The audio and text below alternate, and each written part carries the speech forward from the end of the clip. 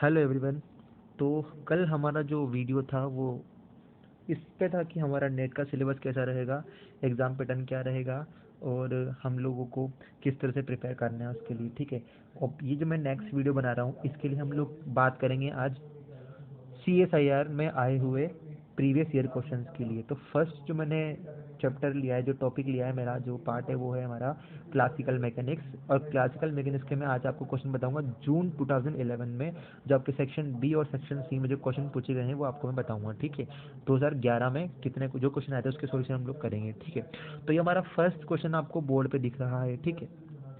तो first question में हमको पूछा है उसने कि particle of unit mass moves in a potential Vx is equals to ax square plus b upon x square।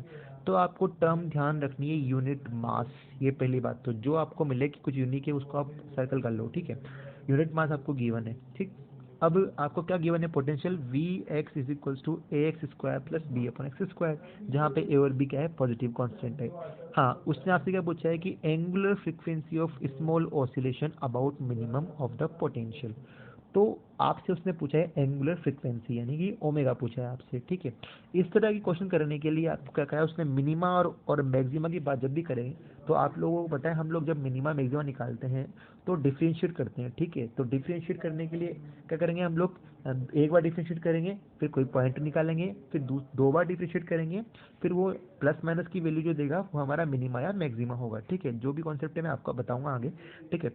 हमें निकालना है एंगुलर फ्रीक्वेंसी। तो एंगुलर फ्रीक्वेंसी निकालने के लिए हम लोगों को क्या करना है, हमको मैं आपको सॉल्यूशन बताता हूँ। देखो सॉल्यूशन लिखा हुआ है यहाँ पे, देखो एंगुलर फ्रीक्वेंसी निकालने के लिए ये वाला फॉर्मूला आपको लर्न करना है। That means omega is equals to under root of d2v upon dx square upon m।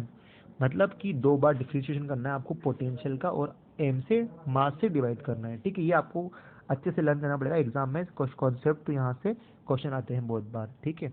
Now तो हम क्या करेंगे, जो वैल्यू हमें गिवन है वी की उसको डिफरेंशिएट करेंगे। पहले फर्स्ट टाइम करेंगे तो फर्स्ट टाइम करेंगे तो क्या आ जाएगा, देखो इसका आप डिफरेंशिएट करो तो 2x आ जाएगा और प्लस ये एक्स स्क्वायर ऊपर जाएगा तो -2b अपॉन एक्स क्यूब बन जाएगा। ठीक है। ये आप देखो यहाँ पे मैंने कर रखा है। ठीक है। तो ये आप डिफरेंशिएट करोगे तो आपको यहाँ पे एक बार डिफरेंशिएट करना है। अब एक बार डिफरेंशिएट करने के बाद आपको क्या करना है, इस वैल्यू को जो आपका आया है इसको आप क्या करोगे, जीरो के इक्वल करोगे। जीरो के इक्वल करेंगे तो ये जीरो के इक्वल करने के बाद हमें एक्स की वैल्यू निकालनी है यहाँ से, जो आएगी हमारे पास इतनी। जो ये एक्स की वैल्यू आ रही है इसको बोलेंगे इक्विलिब्रियम पॉइंट। क्या बोलेंगे इसको, इक्विलिब्रियम पॉइंट। मतलब आपको क्या करना है, एक्स की वैल्यू निकालनी है और इक्विलिब्रियम पॉइंट फाइंड करना है। पहले कैसे करना है आपको, ये आपको क्या करना है, D V upon D X को जीरो करके निकालना है। ठीक है। नाउ अब हमें जो पॉइंट मिल गया इसको हम सर्कल कर लेंगे। हम अब हमें चाहिए D two V upon D X square. तो हम क्या करेंगे, D two V X upon D X square इसको दोबारा डिफ्रेंशिएट करेंगे एक बार और, तो हमारे पास क्या आ जाएगी, ये टर्म आ जाएगी। आप देख लीजिए अच्छे से। ठीक है। अब क्या करेंगे, इसको ये वैल्यू जो आई है हमारे पास यहाँ पे x4 की जो वैल्यू आई है वो कहाँ से पुट करेंगे, यहाँ से पुट करेंगे। जो हमने निकाला है x नोट बोल दो, आप इसको x4 बोल दो, इक्विलिब्रियम पॉइंट जो भी है। तो हम इसको इस तरह से लिखेंगे, लिखने का तरीका है ये। और 2a की जगह 2 आ जाएगा यहाँ पे और x4 की वैल्यू पुट कर देंगे हम लोग b अपॉन a की पावर 4, 1/4 से 4 कैंसिल हो जाएगा। दैट मीन्स 8a बच जाएगा। तो हम यहाँ वापस वैल्यू पुट करेंगे तो D two V upon D square की वैल्यू तो ये 8a आ गई हमारे पास। अब 8a को हम कहाँ पुट कर देंगे, यहाँ पे, और अपॉन में m आ जाएगा। लेकिन हमसे क्वेश्चन में बोला है यूनिट मास। मैंने आपसे कहा था यूनिट मास, तो यूनिट मास यानी कि मास इज इक्वल टू 1 हो जाएगा। मास 1 है आपके पास तो m की वैल्यू 1 हो जाएगी। इससे क्या बचेगा, अंडर रूट 8a। और अंडर रूट 8a कहाँ आ रहा है, हमारा ऑप्शन नंबर बी में आ रहा है। तो हमारा आंसर क्या आ जाएगा, option number B. Very easy question है। ठीक है। नेक्स्ट हम मूव करते हैं सेकंड क्वेश्चन पे। सेकंड क्वेश्चन बोलता है the acceleration due to gravity small G of surface of earth is approximately 2.6 times on the surface of the Mars। g की जो वैल्यू है वो अर्थ की 2.6 टाइम है of on the surface of the Mars पे। ठीक है। और आपको बोला है कि the radius of Mars is about 1/2 of the radius of earth. तो मार्स की रेडियस है वो 1/2 यानी इनकी हाफ है किसकी, अर्थ की रेडियस की। ठीक है। तो हमें रेशो निकालना है किसका, एस्केप वेलोसिटी का। इसको बोलते हैं हिंदी में पलायन वेग। एस्केप वेलोसिटी निकालने के लिए, ठीक है, इनका हमें रेशो निकालना है अर्थ पे और मास पे। ठीक है। तो हम लोग क्या करेंगे इसके लिए, हम लोग है ना नेक्स्ट स्लाइड पे आते हैं। ठीक है। ये मैंने सॉल्यूशन किया हुआ है। आपको ये फॉर्मूला लर्न करना है, ये 11th क्लास में आ जाता है ये फॉर्मूला। एस्केप वेलोसिटी का फॉर्मूला होता है √2 gr। ठीक है। और जहाँ पे g की वैल्यू होती है gm/r²। ठीक है। gm/r²। जी यहाँ पे कांस्टेंट है, ग्रेविटेशनल कांस्टेंट आप सब जानते हो, मास है। और r रेडियस है, ठीक है। तो हम बात करेंगे इसके लिए, हम क्या करते हैं, हम निकालना है रेशियो किसका, अर्थ और मास का, वेलोसिटी का, ठीक है, एस्केप वेलोसिटी निकालनी है हम लोगों को, ठीक है। तो हम क्या करते हैं, जी की वैल्यू पुट करेंगे तो क्या मिल जाएगा हमें, ये मिल जाएगा, ठीक है। तो हम लोग जी की वैल्यू पुट करेंगे, हमें ये रिलेशन मिल जाएगा, जी से जी कैंसिल हो जाएगा, सिर्फ हमें ये और ये बचेगा, 2 से 2 भी कैंसिल हो जाएगा, ठीक है। तो हमें अर्थ की ग्रेविटेशनल और अर्थ का रेडियस और मास की ग्रेविटेशनल मास का रेडियस हमें मिल जाएगा, ठीक है। बट हमें गिवन है, देखो हमें गिवन था कि 2.6 टाइम है कौन, ये दोनों का रेशो, और हमें रेडियस भी गिवन है कि अर्थ और मास के बीच में रिलेशन, ये हमें गिवन है दोनों को, ठीक है। दोनों वैल्यू हम उठा के यहाँ पुट करेंगे, यहाँ पुट करने के बाद हमें इसका आंसर मिलेगा 2.3, और 2.3 हमारा जो आंसर है वो कहाँ है, ऑप्शन नंबर सी में। तो ये हमारा इजी कॉन्सेप्ट है, आपको क्या करना है, बस फॉर्मूला लर्न करना है, ये वाला फॉर्मूला बहुत इंपॉर्टेंट रहेगा जो आपको लर्न करना है, इससे आपका आराम से आंसर निकल जाएगा। नेक्स्ट क्वेश्चन पे मूव करते हैं, पढ़ते हैं इसको। The Hamiltonian of a system with n degree of freedom given by this and with an explicit dependence on the time t, which of the following is correct। आपको Hamiltonian दिया हुआ है इस तरीके से। अब आप ऑप्शन पढ़िए एक एक करके और हम उसको सोल्यूशन करते हैं। फर्स्ट ऑप्शन है different phase trajectories can not intersect each other. तो फेज ट्रेजेक्टरी एक दूसरे को कभी भी इंटरसेक्ट नहीं कर सकती, ये बात ध्यान रखना आप लोग, फेज ट्रेजेक्टरी कभी भी एक दूसरे को इंटरसेक्ट नहीं करेगी, ठीक है। तो उसका पहला ऑप्शन राइट है। इस क्वेश्चन में क्या है, 2 ऑप्शन राइट है, फर्स्ट और फोर्थ। तो फर्स्ट हमारा राइट है, क्यों, क्योंकि फेज ट्रेजेक्टरी कभी भी एक दूसरे को इंटरसेक्ट नहीं करती है, ये क्लियर है, ठीक है, ये आपको ध्यान रखना है। नेक्स्ट ऑप्शन आपसे बोला है उसने कि H always represent the total energy of system is a constant of motion, ठीक है। तो आपसे बोला है कि जो एच होगा वो ऑलवेज कांस्टेंट ऑफ मोशन को रिप्रेजेंट करेगा।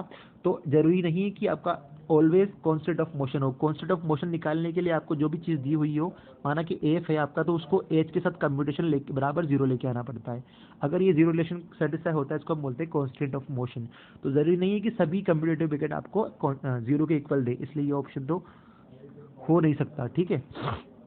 नेक्स्ट आपके पास थर्ड है ये आपको इक्वेशन दे रखी, Q dot equals to del H upon del P और P dot equals to minus del H upon del Q. ये आपकी हैमिल्टन के लिए इक्वेशन ऑफ मोशन है, और ये ऑलवेज ये ट्रू है, और जबकि ये बोल रहा है नॉट वैलिड, और ऐसा हो नहीं सकता, ये हमेशा वैलिड है।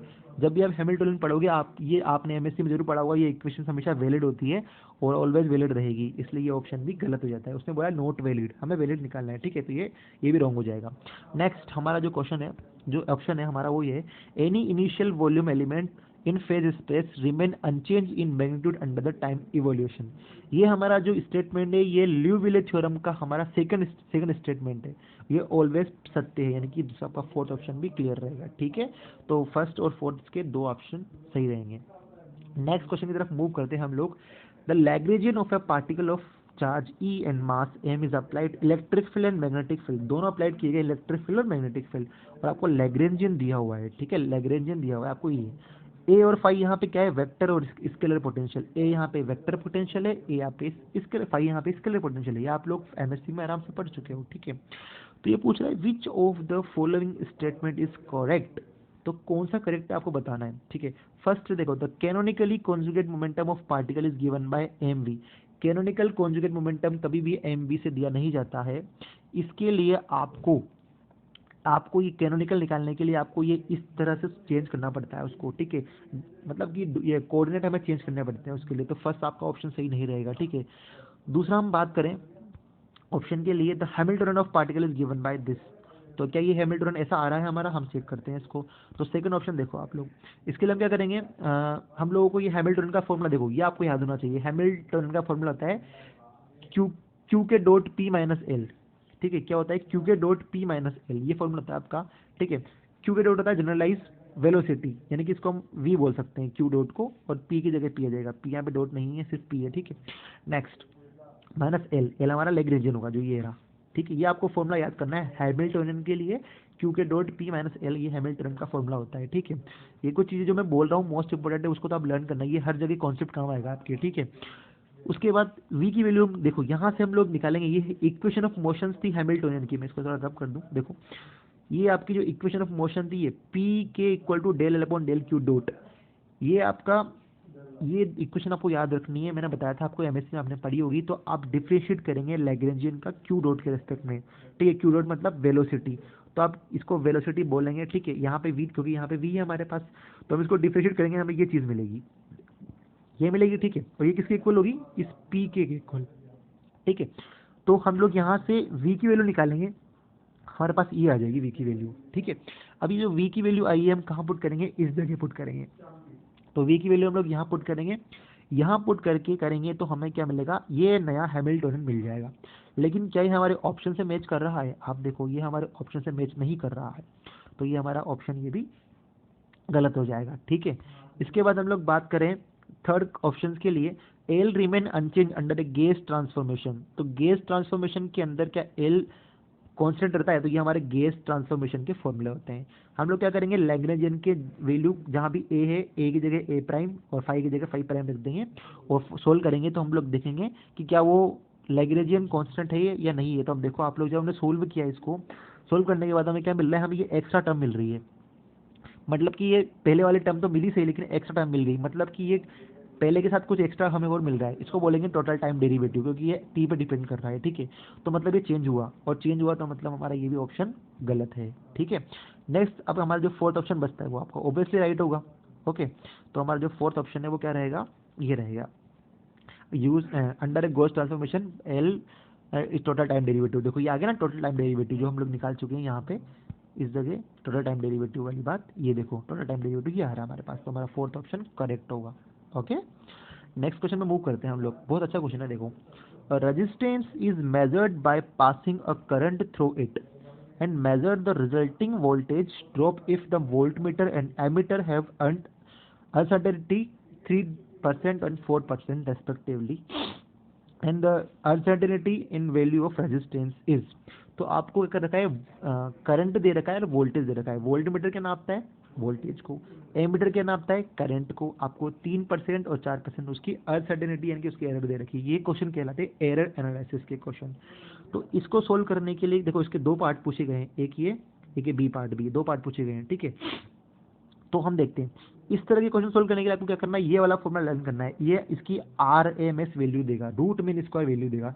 पहले मैं आपको बता दूं क्या करना है, आपको 3% दे रखी है ना, वो अनसर्टेनिटी दे रखी है। अनसर्टेनिटी मतलब कि कितना डिफरेंस आया एरर में, तो delta V upon V equal to 3% given है, और करंट में आपको 4% गिवन है, ठीक है। देखो आप लोग, ये 3% और 4% गिवन है, ठीक है। तो ये आ जाएगा। अब हम जानते हैं V is equal to I R होता है, तो R यहाँ से V अपॉन आई हो जाएगा, ठीक है। तो हम लोग सोल्व करेंगे इसको, तो हमें ये मिलेगा, क्योंकि डेल्टा आर अपॉन आर की वैल्यू ये और ये मिल जाती है हमें, ठीक है। ये इसका फॉर्मूला आपको डायरेक्ट लर्न करना है, ध्यान रखना आप लोग, ठीक है। ये अनसर्टेनिटी का फॉर्मूला होता है, ठीक है। तो आपको ये लर्न करना है, ये वाला फॉर्मूला इंपॉर्टेंट है, ठीक। तो डेल्टा V अपॉन V की वैल्यू कितनी, 3%। डेल्टा आई अपॉन आई की वैल्यू कितनी, 4%। यहाँ पुट करो, 3 का स्क्वायर 9, 4 का स्क्वायर 16, 16 9 25, 25 का 5% आपका आंसर आ जाएगा। तो आपका आंसर रहेगा 5%, ठीक है। नेक्स्ट इसका जो पार्ट है वो देखो आप, uncertainty in the compute value of power dissipated in the resistance. अब आपको पावर निकालनी है, और ये पावर का फॉर्मूला आपने 11th या 9th 10th में पढ़ा होगा, power is equal to V I, या आई इंटू वी होता है। सिमिलरली आई है तो आई रहा, वी है तो वी रहा। अब v की वैल्यू भी है आपके पास, i की वैल्यू भी आपके पास सेम वैल्यू है, तो आपका आंसर भी सेम आएगा, ठीक है। तो यहाँ भी कितना आ जाएगा, 5%। सिंपल सा कॉन्सेप्ट है, बस आपको ये लर्न करना है। सबसे अच्छी वैल्यू देता है root mean square value, RMS देता है, इसलिए हम लोग RMS की बात करते हैं, ठीक है। नेक्स्ट क्वेश्चन देखो आप, ये अच्छा क्वेश्चन है। Hamiltonian of a particle of unit mass moving in xy plane gives to be Hamiltonian दे रखा है आपको। ये देखो आप ध्यान से, जो आपको गिवन हो वो कॉप में लिख लो आप पहले, ठीक है। सूटेबल यूनिट जो भी होगी उसकी, ठीक है। Initial value are given to be, ये आपको वैल्यू गिवन है इनिशियल, ठीक है। ये वैल्यू काम आएगी हमारे आगे। During the motion curve traced out by particle in XY plane, PX PY plane are. अब हम जो कर्व बनेगा उसका हमें क्या है, फॉर्मूला बनाना है। वो क्या होगा सॉल्यूशन, आप क्वेश्चन समझ लो कि हमें हैमिल्टोनियन गिवन है और कुछ पॉइंट गिवन है, ठीक है। तो हम लोग देखो, हम लोग जानते हैं हैमिल्टोनियन के लिए, अभी मैंने बात की थी आपसे, क्यू डॉट लिखो चाहे एक्स डॉट लिखो, कोऑर्डिनेट है, XY Z लिखो, क्यू के लिखो आप लोग, ठीक है। तो ये हमारे QX QY लिखो आप लोग, ये हमारे कोऑर्डिनेट होते हैं, ठीक है। ये आपका पोजीशन कोऑर्डिनेट है। तो आप क्या करोगे, एक्स डॉट की वैल्यू होती है, ये आपको ध्यान रखनी है, ये सारी जो मैं लिखवा रहा हूँ आपको, ये सारी इक्वेशन ऑफ मोशन होती है हैमिल्टोनियन के लिए। तो X dot equal to delta H upon delta B आ जाएगा, ठीक है। डेल्टा पी एक्स आ जाएगा, सॉरी, ठीक है। तो हैमिल्टोनियन को आप डिफरेंशिएट करो पी एक्स के रेस्पेक्ट में, तो उसको एक्स डॉट बोलते हैं। तो देखो आप यहाँ हम करेंगे एक्स डॉट के रेस्पेक्ट में, क्या आ जाएगा हमारे पास, हम यहाँ पे एक्स के रेस्पेक्ट में करेंगे तो हमारे पास आ जाएगा ये, पी एक्स के रेस्पेक्ट में करेंगे तो क्या मिलेगा हमें, एक्स मिलेगा सिर्फ, बाकी पी एक्स कहीं भी नहीं आ रहा, सिर्फ यहीं आ रहा है, तो बाकी सब जीरो हो जाएंगे, सिर्फ एक्स बचेगा। तो यहाँ पे हमें क्या मिल रहा है, एक्स बच रहा है, और एक्स ये हमारा एक्स डॉट की वैल्यू किससे इक्वल आ रही है, एक्स से इक्वल आ रही है। सिंपल सी बात है। दोबारा देख लो, हैमिल्टोनियन की वैल्यू ही है हमारे पास, ठीक है।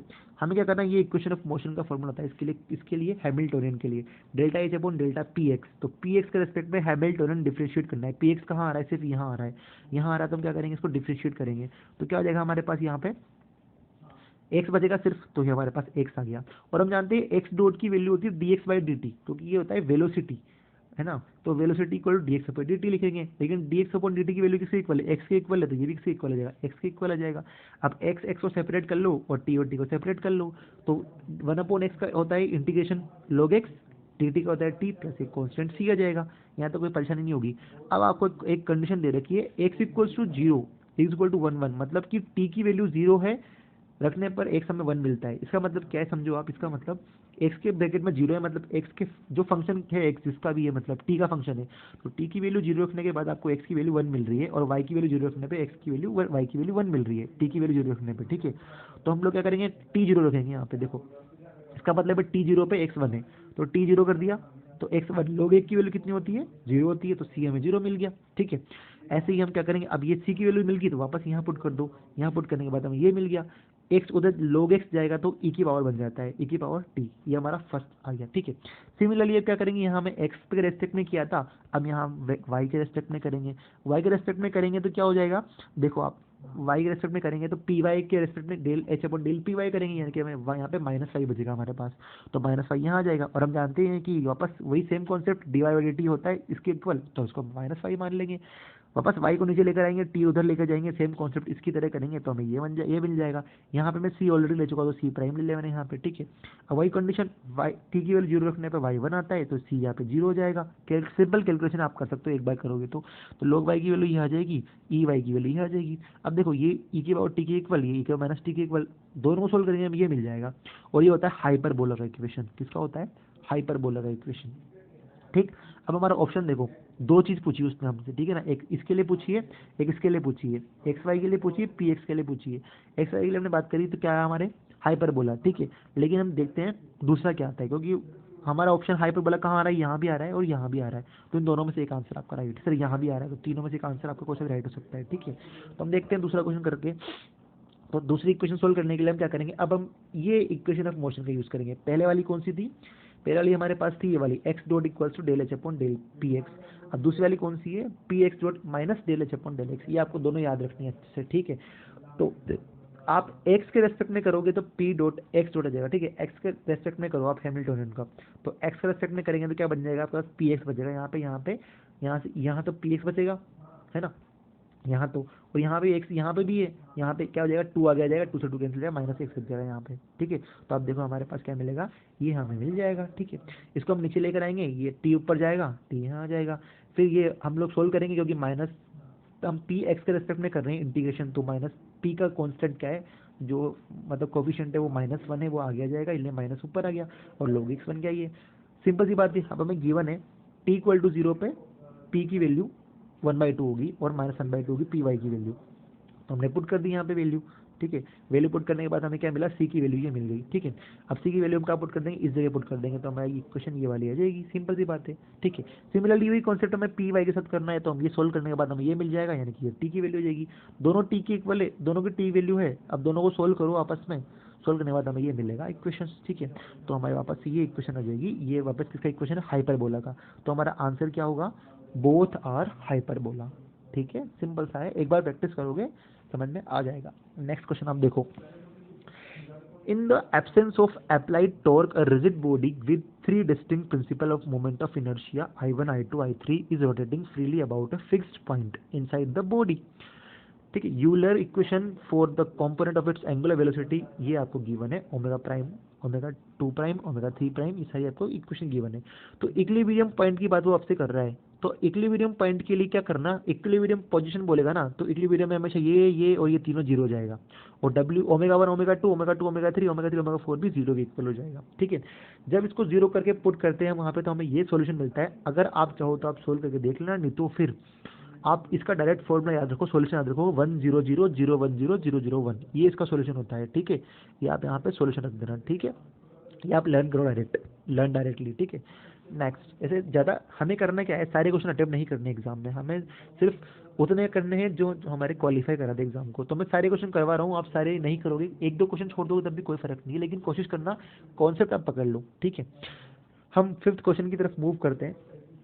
Consider the decay process. ये क्वेश्चन थोड़ा हम कह भी सकते हैं क्लासिकल का और कह भी सकते हैं ये डिके पार्टिकल फिजिक्स का भी है, ठीक है। मैंने यहाँ ले लिया, इसको मैं बताता हूँ आपको, ठीक है, कैसे करना है। तो एक डिके प्रोसेस है आपके पास कि tau minus tends to pi minus और न्यू टो, ये आपकी इक्वेशन है, ठीक है। आपको क्या करना है, हमें पूछ रहा है वो कि एनर्जी ऑफ पाई माइनस कितना होगा, ठीक है। तो इसका एक ट्रिक होती है, मैं आपको ट्रिक बताता हूँ क्या ट्रिक होती है। ये वाले का मास इधर, मास का स्क्वायर, और फिर इसके वाले का मास यहाँ पे, और माइनस इसका मास, लेकिन ये इसका मास रेस्ट मास 0 होता है न्यू का, ठीक है। तो वो लिखेंगे नहीं हम लोग, सिर्फ ये बच जाएगा इंटू सी स्क्वायर अपॉन इस वाले का मास 2 के साथ। ये इसकी ट्रिक होती है। जो फर्स्ट वाला है वो यहाँ फर्स्ट वाले पे, सेकंड वाला सेकंड नंबर पे, थर्ड वाला माइनस के साथ आता है, लेकिन यहाँ पे 0 है तो लिखेंगे नहीं, इंटू सी स्क्वायर अपॉन में आ जाएगा ये आपके पास फर्स्ट वाले का मास मल्टीप्लाई विथ 2। ये ट्रिक होती है। अब सॉल्यूशन कैसे करते हैं मैं आपको बताता हूँ। देखो इसमें दो क्वेश्चन पूछे गए हैं, बताता हूँ दोनों को। देखो मैंने सोल्व किया हुआ है। एनर्जी कंजर्वेशन फॉर्मूला आप लोग जानते हो, एनर्जी कंजर्वेशन क्या कहता है, बिफोर आफ्टर एनर्जी कंजर्व रहती है। तो आपका देखो, आपका जो ये रिएक्शन है आपकी, देखो आप tau minus is equals to pi minus ये, तो फर्स्ट वाली की एनर्जी दोनों की इक्वल हो जाएगी। तो आप देखो इधर, तो फर्स्ट क्या हुआ, ये देखो ये एनर्जी इक्वल होगी फर्स्ट इक्वेशन से, पाई वाली और न्यू वाली एम टो सी स्क्वायर की इक्वल होगी, ठीक है। अब देखो आप लोग, क्योंकि ये पाई है, ये रिलेटिविस्टिक है ना, इसके लिए रिलेटिविस्टिक एनर्जी क्या हो जाएगी इसकी, पी स्क्वायर सी स्क्वायर, इसकी एनर्जी का फॉर्मूला आप लोग बचपन में पढ़े होंगे, P square C square M naught square C 4, ठीक है। तो रिलेटिविस्टिक एनर्जी के लिए, क्योंकि रिलेटिविस्टिक पार्टिकल है पाई, ठीक है। सिमिलरली ये न्यू की बात करेंगे, न्यू टू की बात करेंगे, तो उसके लिए भी ये आ जाएगा, लेकिन यहाँ इसके लिए क्या होता है, रेस्ट मास 0 होता है इस न्यू के लिए। अगर रेस्ट मास 0 है तो इसको हम लिखेंगे नहीं, इस टर्म को, इसके लिए सिर्फ ये टर्म बच जाएगी, ठीक है। तो अब क्या करेंगे, हम इक्वेशन को माइनस करेंगे, इसको और इसको, 2 और 3 को माइनस करेंगे हम लोग, 2 माइनस 3, ठीक है। यहाँ पे थोड़ा मिस्टेक है, 2 माइनस 3 करेंगे हम लोग यहाँ पे, ठीक है। तो हम इसको माइनस करेंगे तो हमें ये मिल जाएगा, क्योंकि ये कैंसिल हो जाएगा, पी स्क्वायर से पी स्क्वायर, सिर्फ हमें क्या बचेगा, ये मिल जाएगा हमें यहाँ पे, ठीक है। तो इससे ये कैंसिल हो गया, सिर्फ ये बच गया हमारे पास, ठीक है। अब क्या करना है, ये होता है ए स्क्वायर माइनस बी स्क्वायर का फॉर्मूला, तो ए प्लस बी और ए माइनस बी, उसको लिख सकते हैं ऐसे, ये आ गया हमारे पास। लेकिन इसकी वैल्यू हमारे पास इक्वेशन नंबर 1 में रखी हुई है, देखो यहाँ से इक्वेशन 1 में वैल्यू, यहाँ से ये पुट कर देंगे अपन, वैल्यू यहाँ पे पुट कर दी, और इसको इधर इसको डिवाइड कर दिया, नीचे डिवाइड करा नीचे मैंने, तो ये हमें इक्वेशन मिल गई, ठीक है। अब ये मिलने के बाद क्या कर सकते हैं, ये सी स्क्वायर है, सी स्क्वायर से 2 कट जाएगी, यहाँ पे 2 पावर बच जाएगी, तो आपका ये वाला फॉर्मूला आ गया, ठीक है। अब इक्वेशन 4 जो आई और इक्वेशन 1 जो आपके पास है, दोनों को यूज़ करो आप, 1 और 4 का यूज़ करोगे आप, ये प्लस वाली टर्म है, 2 इक्वेशन मिलती है, आप सोल्यूशन निकाल सकते हो आराम से, दोनों को ऐड कर दो, माइनस कर दोगे तो ये ई पाई की वैल्यू आपको मिल जाएगी। सिंपल सा सोल्यूशन है, ठीक है। उसके बाद आपसे पूछी वेलोसिटी, तो वेलोसिटी निकालने के लिए क्या करोगे, ये हम निकाल चुके हैं जस्ट अभी एनर्जी, ठीक है। अब एनर्जी ये होती है, ये रेडियस, इसके लिए आप क्या करोगे, एनर्जी का फॉर्मूला क्या होता है, एम सी स्क्वायर, क्योंकि E is equal to M C square होता है, लेकिन एम की वैल्यू होती है M upon under root 1 minus V square upon C square, ठीक है। तो इसकी वैल्यू मैंने पुट कर दी है, एज इट इज चली रहा है अपने पास, ठीक है। दोनों तरफ स्क्वायर करेंगे तो हमें ये मिल जाएगा, यहाँ से स्क्वायर करने के बाद आपको सोल्व करना है और वी की वैल्यू निकालनी है, जो आराम से आपको वेलोसिटी दे देगा। सिंपल सा कॉन्सेप्ट है, ठीक है। ये आपका आंसर आ जाएगा, यहाँ पे ये ए आ जाएगा, इसके पहले वाले में बी आ जाएगा, ठीक है। सिंपल सा कॉन्सेप्ट, थोड़ी सी कैलकुलेशन आप देख लेना वीडियो के बाद में, ठीक है। ये हमारा लास्ट क्वेश्चन है शायद, ठीक है। इसमें क्या करना है, two gravitating body A and B with masses M A and A B, 2 body है आपके पास, एक का मास एम ए है, एक का मास एम बी है, moving in a circular orbit, ये इंपॉर्टेंट चीज़ है, सर्कुलर ऑर्बिट में मूव कर रहा है, और बड़ा वाला कौन है, बी वाला पॉइंट बड़ा है। Radius of orbit A B R, if the body is losing mass adiabatically, its orbit radius RA is proportional to।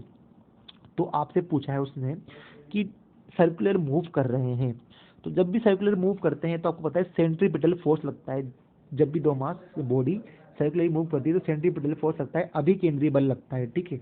तो सब सेंट्रीपिटल फोर्स होता है mv²/r, अच्छे से आप लोग जानते हो, ठीक है। और वो किसके इक्वल होगा, उनके ग्रेविटेशनल फोर्स के इक्वल, क्योंकि फोर्स हमें बैलेंस करना रहता है, ठीक है। तो जो सेंट्रीपिटल फोर्स लग रहा है उसके ग्रेविटेशनल फोर्स के इक्वल होगा, वो होता है Gm1m2/r², आपने 11th क्लास में पढ़ा होगा, ठीक है। यहाँ से एक पावर से एक आर ए कट जाएगा, स्मॉल एम से स्मॉल एम कैंसिल हो जाएगा, तो आपके पास वी ए की वैल्यू ये आ जाएगी इक्वेशन नंबर फर्स्ट में, ठीक है।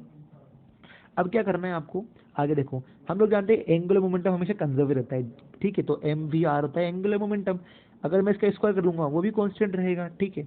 अब हमें क्या करना है, वी ए की वैल्यू पुट करनी है यहाँ से इक्वेशन 1 से, तो मैंने वी ए की वैल्यू पुट कर दी।